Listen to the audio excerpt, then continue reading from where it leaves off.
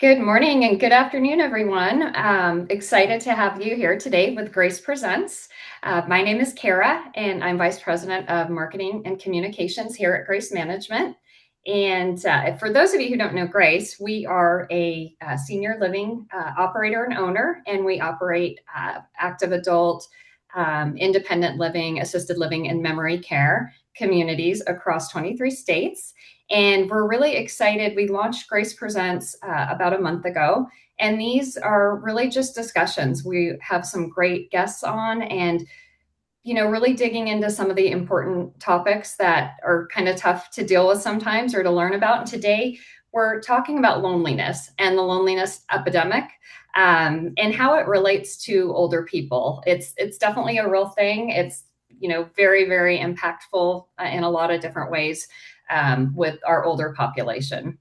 And we're thrilled to have some experts on today. And it's not all doom and gloom because the stats don't look great, but we're gonna talk about some of the good things around aging and senior living and really the importance of connection and community. So welcome to the discussion. I'm gonna take a minute and introduce you to Charles. He's the Senior Vice President of Resident Experience at LifeLoop.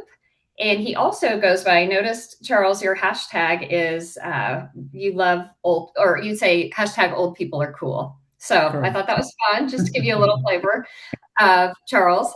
And then we also have Ryan Springer on. He is with Grace Management, and he's one of our executive directors at a gorgeous community outside of Chicago, Inspirations in Northbrook. And then we also have Haley, who's our content social media manager. And we will be assisting today. Again, I'll be moderating. If you have questions, please feel free to put them into the chat, and we will make sure and get these answered. Again, this is really meant to be a helpful discussion for everyone. So with that, Charles, I'd love to turn it over to you and have you introduce yourself. Thank you so much, Kara. Thank you so much, Grace, for having me. I'm very excited to talk about one of my favorite topics. In short, I've been blessed to find my career in senior living almost 20 years ago. Like Kara mentioned, I believe that, and I have these stickers that say old people are cool. And just for the record, my 4 kids have t-shirts that say the same thing. And it's all about celebrating life no matter the age, and just saying that everyone is cool, including older people and including people, obviously, that live in senior living. A little bit more background about myself. I do love senior living. I think it's one of the best industries for a lot of different reasons that we'll be talking about today. My current role at LifeLoop is that I lead resident engagement and wellness initiatives. LifeLoop is a company focused in senior living. We provide a resident engagement platform, and we serve over 4,700 communities. And we're actually honored and blessed to actually work with Grace, which is one of the leading operators out there.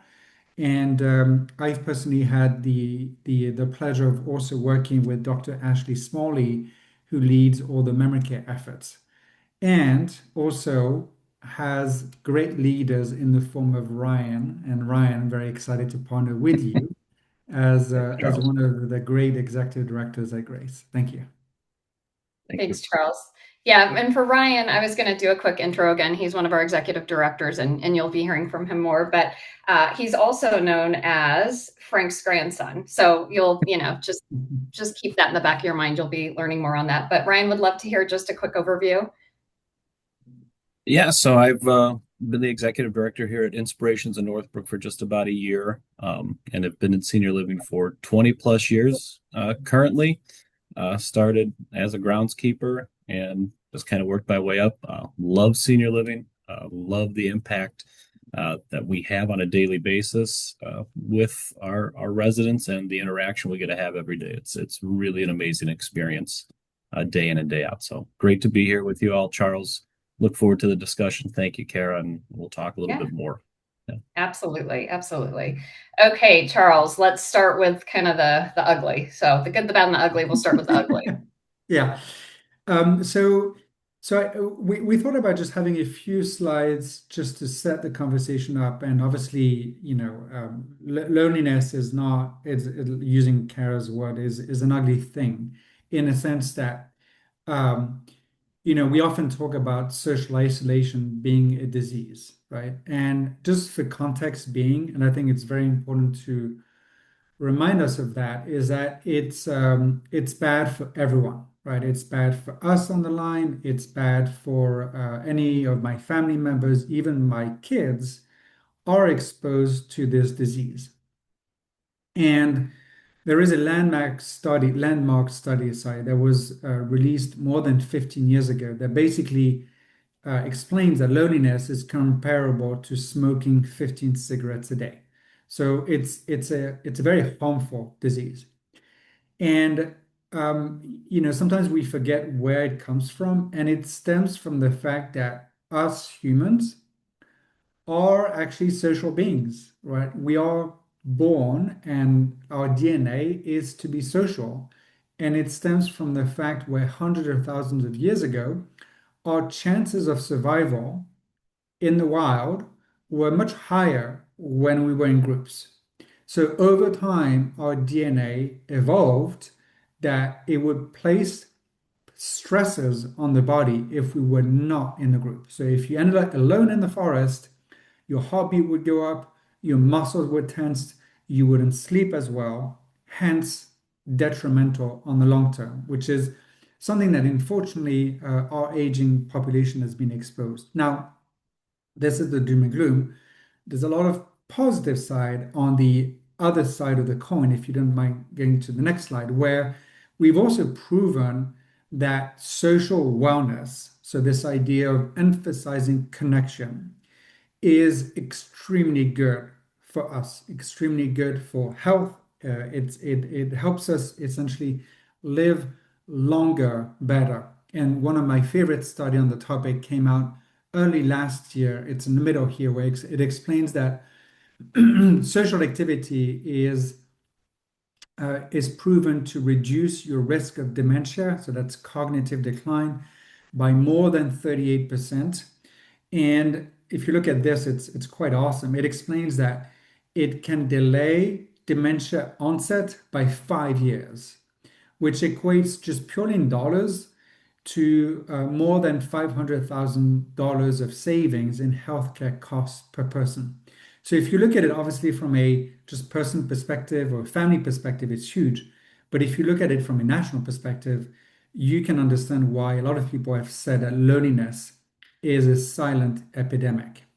So on the next slide, if you don't mind, Kara, something that we are very proud of in senior living, which is how are we addressing that?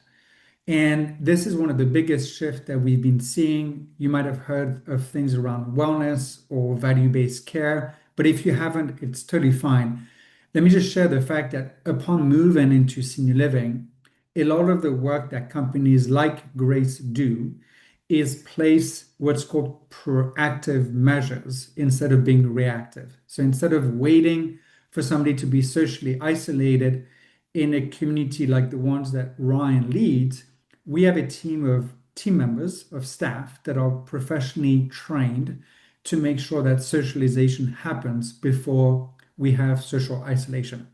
If you go down the red diagram, which is the typical, unfortunate, typical aging path for many people where we don't have this proactive approach, then after social isolation often comes depression, right? If we have proactive measures around engagement, that doesn't, we reduce the risk. There's always a risk of fall, which we in senior living are trained to be able to identify.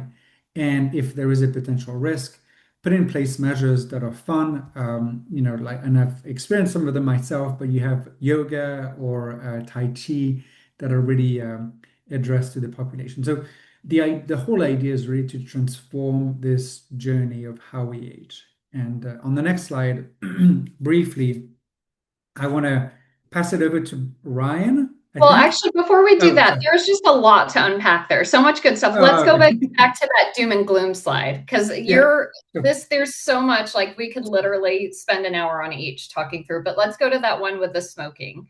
Yeah. Was anyone else kind of shocked to see that? Because I think when I saw that stat, it really just it's shocking, right? It's Yeah. shocking, and you think about it. I worked in the healthcare space for many years, which senior living is still, teeters in the healthcare space as well.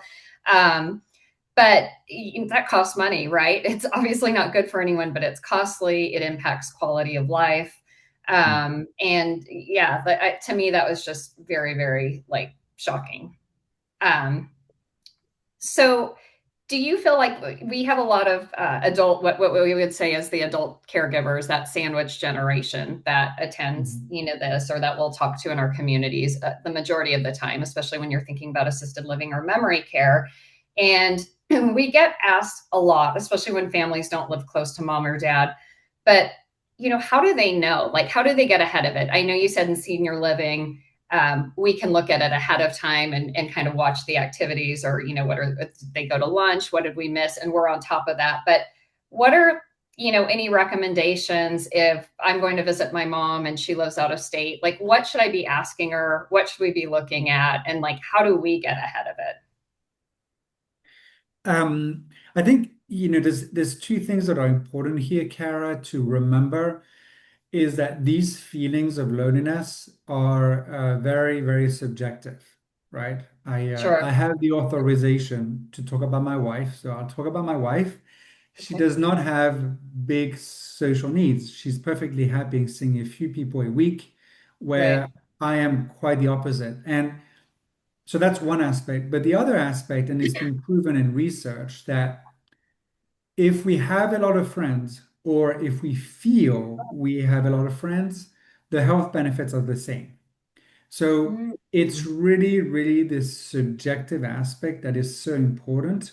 And I Mm-hmm. think my biggest advice to prospective family members is not necessarily to worry, but to look for change, right? It's Hmm. always when Right. there's a change that we should ask more questions. So if somebody Mm-hmm. sees all of their life, two people a week, that's totally cool. That's totally fine. But if we're changing from, very social butterfly type of behavior to much less, then that is when we might want to ask questions. Mm-hmm. Mm-hmm. Yeah, That makes and sense. I would piggyback on that, Charles. A lot of times when family members come in for an initial visit to our community, they do specifically reference that change component. Maybe they hadn't seen mom or dad in quite some time, and they just realize something's a little bit different. Whether that is the isolation component or Mhm. whatever is happening, they just recognize that change and kind of a need for them to shift what's kind of happening in their parents' lives. And that's a lot of times why they are coming in. And it's a great point, Charles. Yeah. I was going to say two things on that. My mom is in her late 70s, and her social calendar is it's much more exciting and busier than mine. I'll say that. I couldn't keep up with all the coffees and activities she goes to, which is great. But I thought that was an interesting point about not everyone needs that, right? Like, so what is normal for them, and looking at it through that lens. And then the other thing is, some people are just really aware. So I was on the phone yesterday with one of our residents in Utah, and just talking about his story and how he came to Grace, and he said that his wife had passed away a couple of years ago, and he just realized he needed to be around people and he needed to be around activities, and so he moved into one of the communities. I think a lot of times so people aren't that self-aware, and so to say like I really need this. So I think we do get a lot of those questions, or what are the red flags, what should we be looking for as that adult, or child or caregiver, what should we be looking for? So I think that's helpful. The other aspect that sometimes people don't automatically connect is that social connection is one of the main, if not essential, driver of belonging and purpose, right? It is very hard to belong anywhere if you have Right. zero connection, Right. and it's almost impossible to find purpose. You can find purpose a few days, a few weeks, maybe a month or two alone, but the need to share and the need to connect and socialize around our topics of interest and purpose is a Mhm. deeply DNA level need for us. Hmm. Hmm. Okay, that's helpful. Okay, Haley, next slide. Let's peek at that again. Like I said, I think there's a lot to unpack in each of these. Yeah. And again, feel free if anyone has any questions, pop them in the chat. So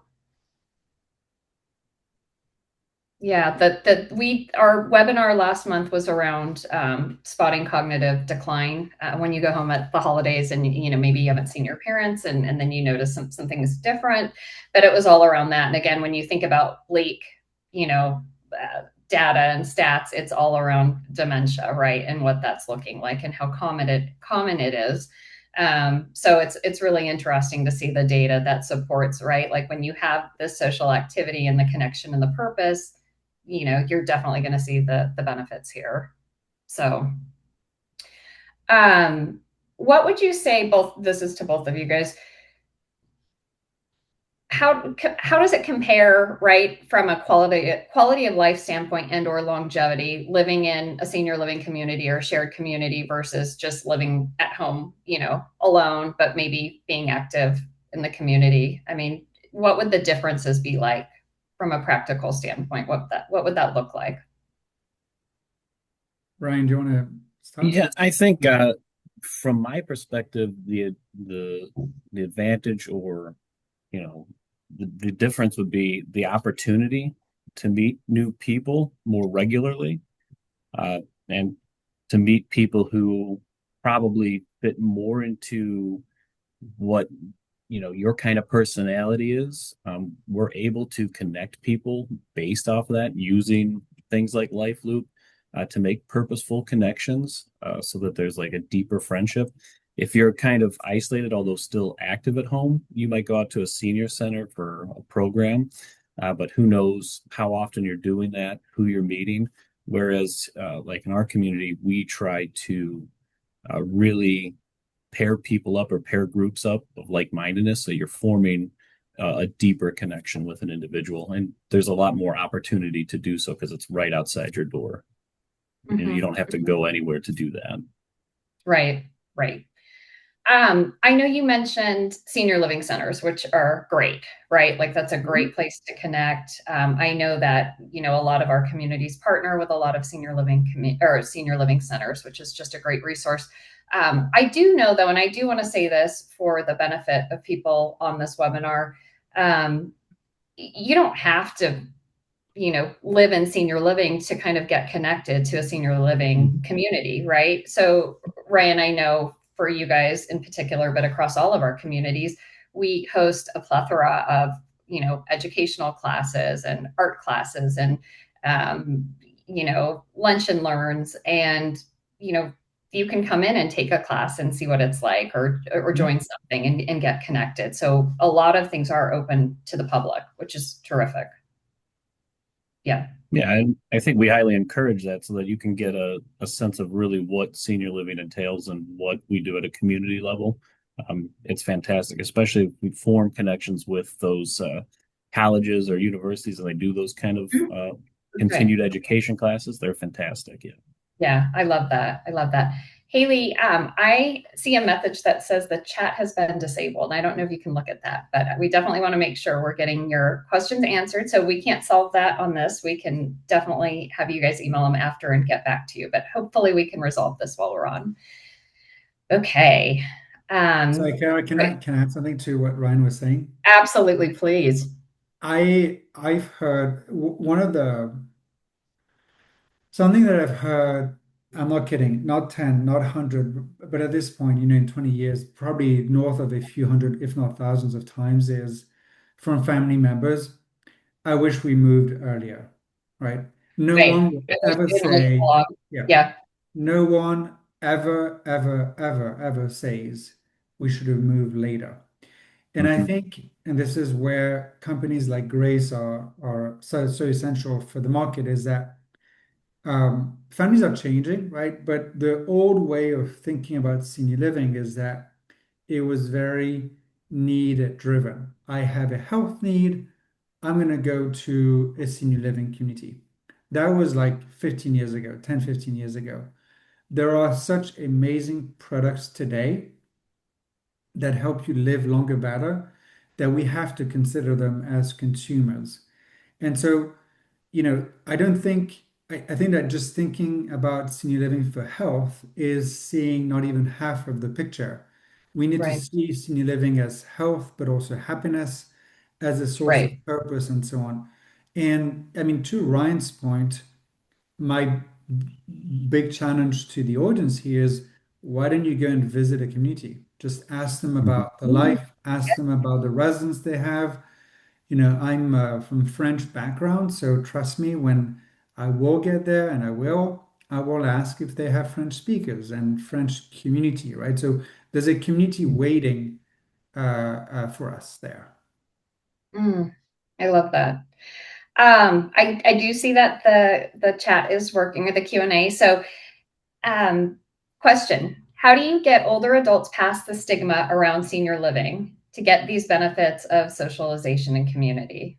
Because I do think and there's still a stigma or misconception, and that's one of the things that Grace is really committed to is really changing that perception for all of senior living. It really is a lifestyle. It's a quality of life, happiness, connection, purpose, all those things. But Mhm. sometimes when I tell people, oh, I work in senior living, they say, oh, nursing homes. And I, no, no, no, no, no, that's not what it is. That's not what it is. But there still is a stigma. If either of you have any thoughts on that. So yeah, and again, to what Charles was saying, I've heard it 100 times too. Wish I would have done it sooner. Wish I would Yep. have moved in sooner. And there's the reason for that is because it is all encompassing. It's not just the healthcare component that way and thinking about it like a nursing home. The best way for us is obviously to have a resident come in um, for a visit with the community, however long that takes or however many opportunities they want to come in, but just to engage with our residents. We're very purposeful when we have a visit come in that we try to connect them based off of what we may know with somebody who is kind of similar thought or similar background, and let them talk to that individual resident to hear about their story and their journey as well. So that they know it's not a frightening experience. It's actually something that has benefited this resident. And that helps Mhm. to kind of draw off that stigma of, oh, I'm just being put somewhere or I'm being placed Right. somewhere. Right. And Forgotten. they form Right. already a connection with somebody. So when they do hopefully inevitably move in, they already have formed at least one or two friendships. So it's a little Right. less daunting. Right. And Charles, I think you said this. I'm pretty sure you said this, but why is aging not a slow fade, right? People don't age out of purpose. We have purpose at every age, right? Yeah. And Um, yeah, can you expound on that? Because those are your words. yeah, I mean, there's so much to unpack here. I think every human being, sorry, purpose is a basic human right, right? That's one of the things that I like to repeat is that any age, any background, we all have, or um, we all strive to find purpose every day. And and for a lot of different reasons, unfortunately, our society has grown ageist. So it's the idea of segregating based on age. And so we think that older adults are less valuable, which is obviously not the case. And so this notion of finding purpose is essential.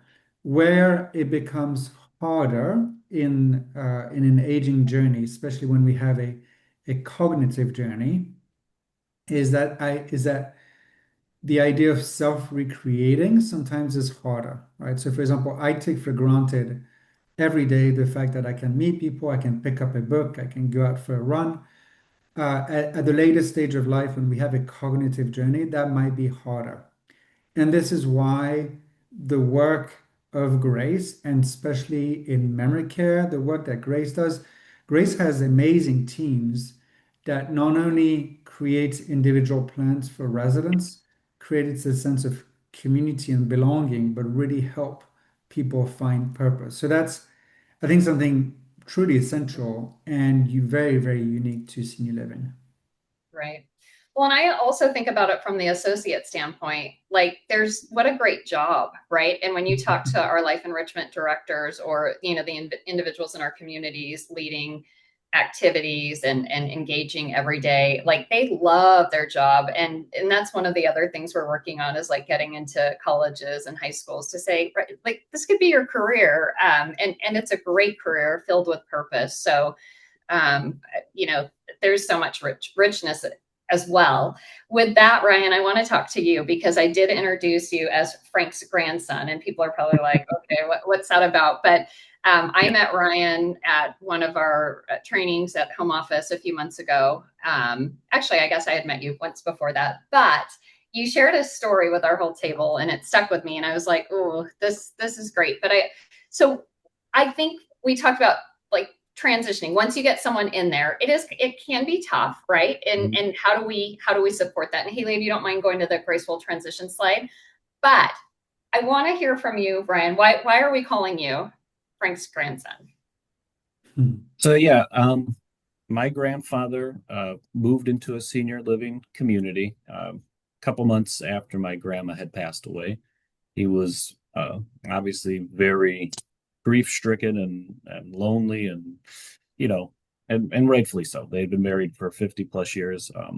I happened to get a job there as a groundskeeper, and I started my job before he moved in for like I was there for like a month or two before he had moved in and started to get to know the residents. It was a newer community, so I was moving people around. I'm a very outgoing guy. They really got to know me. Everybody took a good liking to each other, and then my grandfather moved in. Um, Sadly, he was still, going through the emotions of the grief process and kind of kept to himself. I would introduce him around. I would say, this is my grandfather, Frank. And so that's how he kind of became known. He was known as Ryan's grandfather. I even made him a little hat for Christmas that said Ryan's grandfather on it. It was a lot of fun, and we had a good time with that.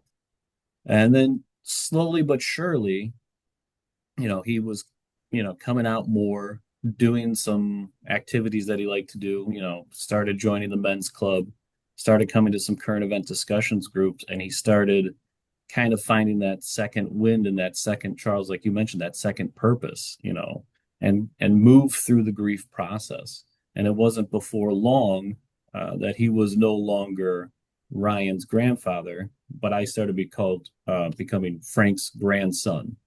So I saw very firsthand the transformation and the transition somebody can make from, a very isolated place to just this feeling and sense of purpose reignited and passion reignited. And it's really kind of inspired me throughout my career in senior living to see that in others too. So it was Did he beautiful then for gift him. you with a hat that said Frank's grandson? No, he didn't do that, unfortunately. It would have been great. I wish that would have happened, but I love it that. I love was, that. yeah. Well, I know that just talking about, that critical time period, right? Great. We have a program. It's called Graceful Transition. So the first 90 days are critical, right? And you think about that with anything, with a new job or a move or, just something new, transitioning. And so what we do, it's, very specific intentional touch points. Some of that, Charles, and I'd love for you to get into the technology piece because I think I'd be remiss if we didn't go over that because technology is such a big part. And we're hearing about chat companions, and different things like that, but we won't go that direction today because that's not what, we're here to talk about. That would be a great another conversation.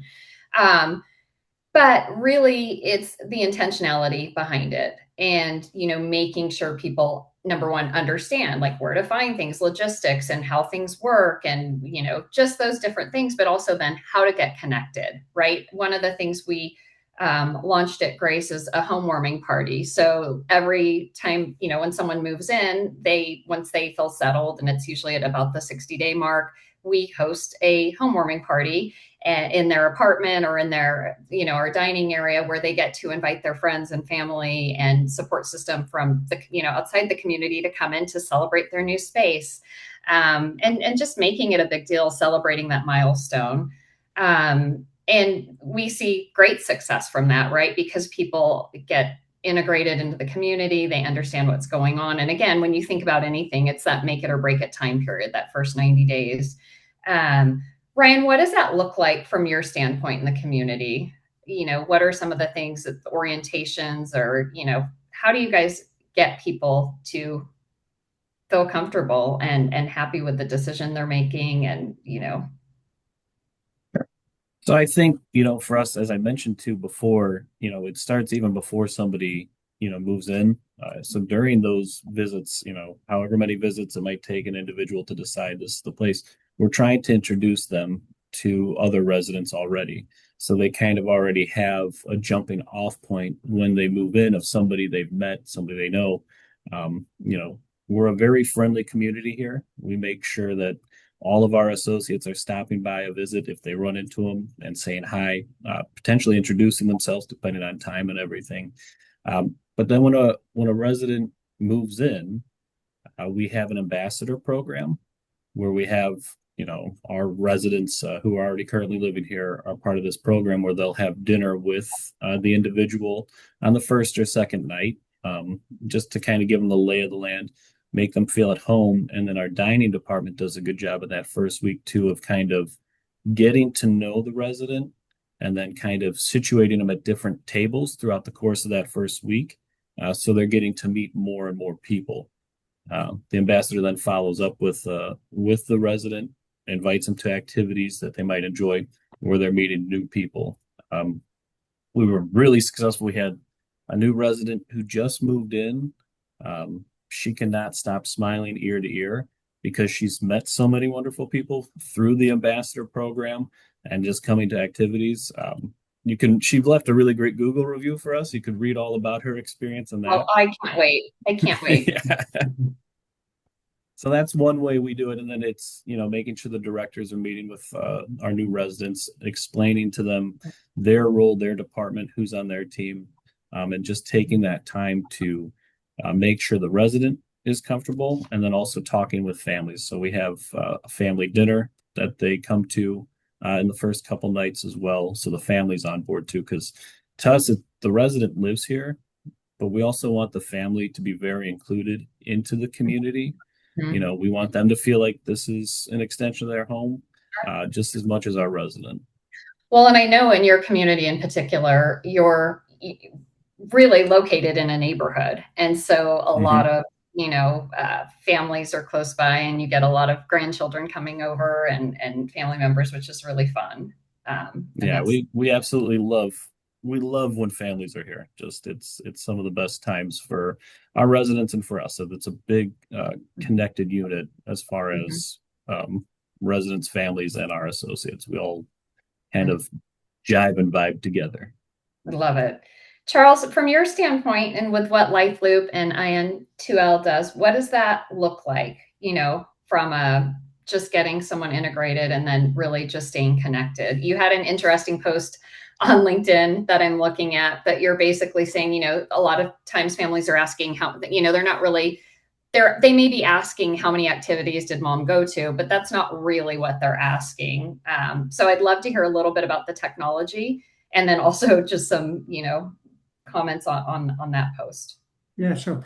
Just, circling back a little bit to what Ryan was saying a few minutes ago, companies like Grace employ professionals that are trained in creating this sense of community, creating this sense of belonging.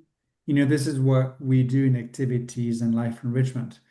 Something that I've always, that I sometimes say is that, in life enrichment, their purpose is our purpose. So we in life enrichment, we show up at work because we love for our residents to find purpose, right? So I think that's something really, really important to say. And, I'll get to the technology in a second, but I think it's worth noting also that it's proven that people live longer, better in senior living, right? I know I've said it, but I have to reiterate again. When you Mhm. have a structure and you have programs like the ones Grace employs that are like best of breed, it's almost a fact that your loved one, your family member will live longer, better. Now, how is that supported from a technology standpoint? we're very proud, obviously, of our work, and I'm biased, but I think LifeLoop does great things for sure. But essentially, what we do is we collect information on each residence upon move-in, and we use a lot of like some of the latest technology to do this. But with that information, then what we do is we help teams understand who each person is and what drives their sense of purpose. So what we immediately do is give Ryan teams tools to know if there is a French speaker moving in, who are all the other French speakers, right? And the cool thing is that then the technology will then suggest programs based on that. So imagine that you have people that love to paint, they speak French, and they love Zumba classes, for example. What we're automatically going to do is start to suggest programs so that we have activities and experiences that really caters to the preferences of the residents. Now, Mhm. where all of that kind of goes back to the family members is, Kara, to your question, when we age, when our family ages, right, we family members often deal with a sense of guilt, right? Is my loved one in the best position possible? So the post that I had on LinkedIn the other day is that yes, obviously we want to know what happens, but what we truly want to know is the same thing that I want when I think about my kids and the days at school is, do they belong? Do they have connection? Are they at their maximum level of well-being and so on and so forth? And I so, love that. yeah. And the last thing I'll say here is that we definitely live in a world where technology can enable that, and we see Mhm. it like every single day in our line of work, which is so gratifying. Right, right. You guys make it very easy to stay connected, to make connections. It's terrific. We obviously love the technology. It is amazing, and we always say, human touch first with, Yeah. tech enablement. So I think it's terrific. So But to this point, Kara, yeah, I mean, obviously we're a technology company, but the one goal and the most important goal is to maximize the human experience and to Mhm. personalize the human experience. So we don't right, build a single piece of technology or product that is not going to enable Ryan and his team to do what they love, which is to help people live with purpose. right. Yep. I love that. Well said. Mhm. Haley, will you go to that next slide? And that way, if people are interested in learning more about LifeLoop, there's some great information there. We do have a question, actually. Thanks. Sorry. As my parents are aging, what red flags should I look out for regarding isolation? So, again, I think we touched on it a little bit, but what are like three questions, right? Three questions that I should ask next time I visit my mom. I would go back, Ryan, do you want to go, shall I? Go ahead, Charles. I'll. No, no, yeah, I would go back to what I was sharing initially, Kara, which is, obviously asking the question. I think there's nothing bad in asking, how do you feel? And there's a great tool that is evidence-based out there called the UCLA 3, which is Okay. an evidence-based assessment that asks questions to get a sense of this. But, besides asking questions and so on, what I would simply try to do is see if there's been a change, right? That's what we're looking for. We're looking for a change in routine. We're looking for a change in social connection and frequency and behavior and so on and so Mhm. on. So that would be my answer here. Great. And I think around that as well as like, are they eating? Because a lot of times if you're not, eating is very social. And so if you're not socializing, are you just eating the bare minimum? And I know we see that a lot. Yeah. Yeah, I would agree with Charles. I think just asking those questions and even just trying to understand what the daily routine looks like. Right. What does your day look like? What Right. have you been doing? Kara, to your point, what have you been eating too? Yeah. Uh, and that is a Yeah. big question. Right. Right. Do we have any other questions? This is a great discussion. As you can see, we have this up, but I think this goes perfectly. Charles, I didn't know you were going to give us a challenge, but I love it and it's perfect because, again, your challenge is for everyone to go out and visit a senior living community. Of course, we'd love for you to go visit a Grace community, but if you don't have one near you, go visit any senior living community. It is incredible. Again, really just getting that stigma out of your mind of what people think senior living is or a nursing home. It's not that. I promise you, it's not what you think it is. It really isn't. It's changed. It's evolved. It's just an amazing place. And so that is our challenge to you as we leave this very important discussion today. Again, it started out a little heavy, but there's a bright light, and I think senior living solves for a lot of it. So. Can I just quickly share one thing, Karen? Yeah. Please do. I was going to let you close this out, you and Yeah, Ryan, no, if you. no. Just Yeah, on that note of challenges, I yeah, would say that two things. One is, like we said before, the earlier the better, right? You have yeah, communities where people move in even in the early 60s, and that's great because, like Ryan was pointing out, the earlier you move in, the more opportunity you have to create a sense of belonging, the more opportunities you have to create friends and build a community around you. The other thing also, just as a note, because I think it's interesting, um, there are the last time I checked, which was a year or so ago, there are about 15,000 McDonald's in the US, right? So, everyone knows where there's a McDonald's, right? Now, do you know how many senior living communities there are, right? There is, depending on the product, but there's about 45,000 communities out when there. you say product, you mean assisted living, Correct. independent Independent living, living, assisted living, memory memory care. care, and skilled. Okay, So the point is, there is likely wherever you live, 2 to 3 times more senior living communities than McDonald's. So if you're thinking that there might not be a choice around you, you might be wrong in that. And so again, right, my challenge is actually twofold. Go and visit a community, and if you're curious about the diversity, visit two, because you're surely going to find one that fits the need of your family. right, right. Yeah, I think that's right. You hear that a lot where like you walk in and you just feel it, right? And then you validate it, right? You make sure you're going in and you're seeing all those things. But I do think a lot of times people just feel it. It's the vibe. And it's important to go out and look around. That's very important. Just sharing some comments. Thank you for the discussion. As the daughter of a senior who's living at home alone after mom passed away. And again, I'm so sorry these topics, interested in keeping up with these topics. And I'm also a business partner with a lot of senior living and services. So this is helpful. And it is, again, these conversations, they're not always super polished, but they're real, they're authentic, and we want to add value for people who are attending. We do have another webinar scheduled next month that we're really excited about. Again, we are really trying to change the perception of senior living across the board.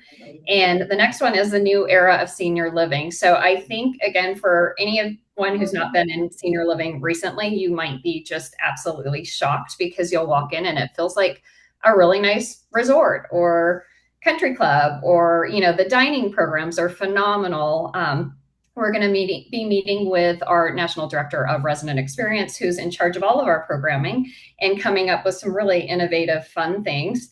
And then also Jenna Johnston, one of our divisional vice presidents of operations. And we're going to be talking about everything from design. Ryan, I know your community is getting ready to go through a huge, amazing renovation and refresh. And I've had the honor of being on some of those calls. And it's so fun to hear about, what is possible and what it's going to look like and feel like and the intentionality behind it. We're going to talk about that because everything is so intentional.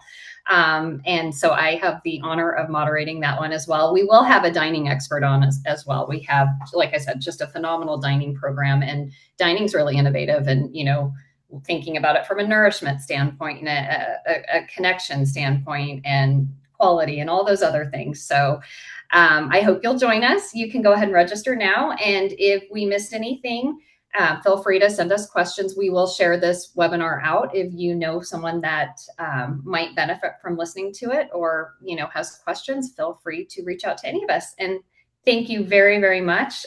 Thank you both for sharing your expertise. Just amazing So grateful to have you both. So thanks again, and have a wonderful day, everyone. Thanks, Thanks for the everybody. invitation. Ryan, thanks for the work you do. Charles, thank you. Thank you for all your support. I too appreciate it. Thank you, Kara. Thank you, Haley. Thank Thanks, you. Bert. Bye-bye. Bye. Bye.